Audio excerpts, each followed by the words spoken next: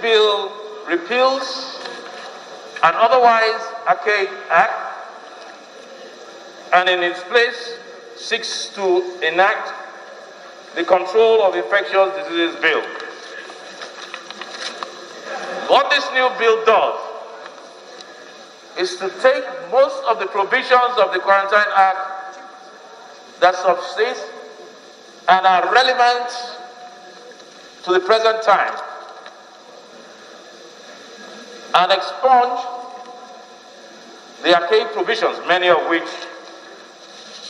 are present in the Quarantine Act.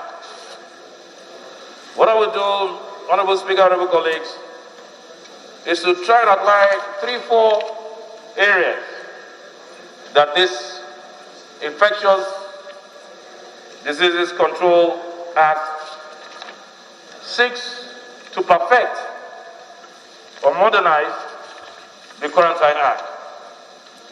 First, the Act has allowed the President to delegate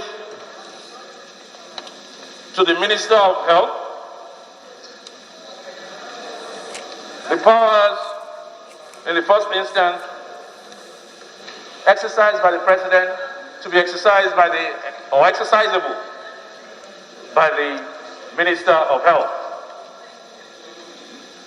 Let us be clear that if in the first instance such exercise is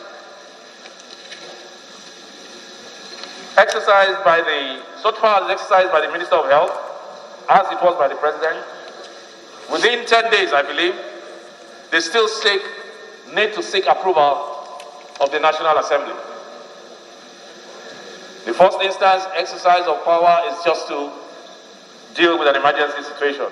Mr. Speaker, I wholeheartedly support the second reading of this bill, which is in line with Section 45 of the Constitution of the Federal Republic of Nigeria. I've also looked at virtually all the clauses of this bill, and I've also seen, Mr. Speaker, that it's more democratic than the earlier one, since that it imbibed the principles of democracy into this law. Mr. Speaker, I've also looked at issues that has empowered the NCDC in Section 47 and other subsections of the law that makes it mandatory at a time where there's an outbreak in a particular areas in Nigeria. The NCDC will swim into action to be able to deal with the situation as it comes. And I've also looked at it, the clauses that give the National Assembly the power to invalidate at any particular point in time when such laws requires such to be done by Nigeria. So, having seen the various democratic clauses in this law, I urge all of us to support it because I need to praise Mr. Speaker for bringing this law at this particular point in time. This law is an obsolete law which you have updated correctly, and we're proud of it. Thank you, Mr. Speaker. I rest my case.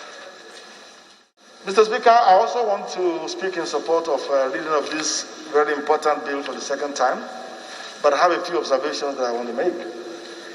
The first one is the fact that a time like this offers us an opportunity to look diligently into our procedures and systems. Now, I saw my senior colleague, Honorable Asai, making some references to the proposed, bill. I don't have a copy of it. And I asked a few of my colleagues who are around here whether they've seen a copy of it. Most of them said they haven't seen a copy of it. And I believe very strongly, as much as I know that the mover of the bill is a man of depth, a man of intellect, a man of details, it is still possible that there are certain areas that some of us who are less experienced and less endowed can also pick up and make input into ensuring that the law we're going to pass from here will not be such that in another 1 or 2 years we'll have to come back again seeking an amendment of that bill.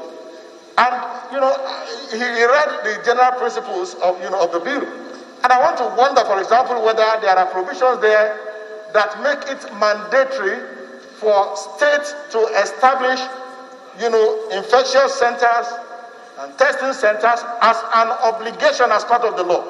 Because if we are compelling medical practitioners to report cases of infectious diseases, that come to them, to agencies of government, how are we sure that immediately after this pandemic, we will not go back again to our usual, style of not caring about the state of our health institutions?